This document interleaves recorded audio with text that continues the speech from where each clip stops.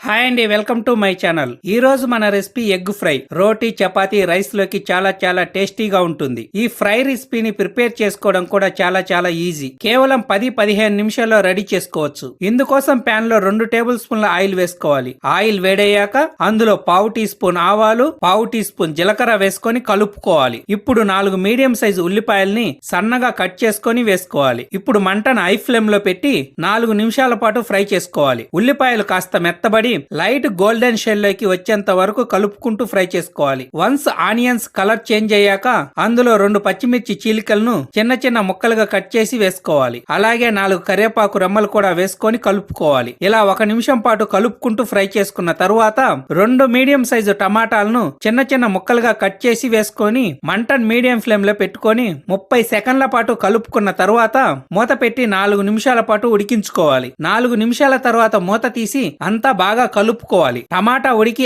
Onions లో కలిసిపోయాక ఇప్పుడు అందులో రుచికి తగినంత సాల్ట్, 1 టేబుల్ స్పూన్ కారం, పావు టీ స్పూన్ పసుపు వేసుకొని కలుపుకోవాలి. సన్నటి సెగ మీద ఈ విధంగా 2 నిమిషాల పాటు కలుపుకుంటూ ఫ్రై చేసుకున్న తరువాత 4 ఎగ్స్ ను పగలగొట్టి వేసుకోవాలి. పీసెస్ చిన్నగా కావాలి అంటే ఎగ్స్ ను వేయగానే ఈ విధంగా కలుపుకోవాలి. అలా కాకుండా పెద్ద ముక్కలు కావాలి అంటే ఎగ్స్ వేశాక 1 నిమిషం తరువాత వాటిని మీకు కావలసిన సైజులో కట్ చేసుకోవాలి. ఈ విధంగా నెమ్మదిగా కలుపుకోవాలి. ఇప్పుడు ఎగ్ పీసెస్ ఆనియన్స్ లో కలిసిపోవడం వలన ఈ కర్రీ రోటీ, చపాతీలో తినేటప్పుడు మంచి స్పైసీగా టేస్టీగా ఉంటుంది. ఇప్పుడు అందులో హాఫ్ టీ స్పూన్ ధనియాల పొడి, పావు టీ స్పూన్ జీలకర్ర పొడి కూడా వేసుకొని కలుపుకున్న తరువాత అందులో గుప్పెడు కొత్తిమీర తరుగు కూడా వేసుకొని కలుపుకోవాలి. ఇప్పుడు టేస్ట్ చెక్ చేసుకొని సాల్ట్ ను అడ్జస్ట్ చేసుకొని స్టవ్ ఆఫ్ చేసుకోవాలి. అంతేనండి, వేడి ఎగ్ ఫ్రై రెడీ. గుమగుమలాడే ఈ ఎగ్ ఫ్రై పై మీ అభిప్రాయాన్ని కామెంట్ చేయండి. అలాగే వీడియో నచ్చినట్లయితే లైక్ చేసి, షేర్ చేసి, సబ్స్క్రైబ్ చేసుకోండి. Thank you.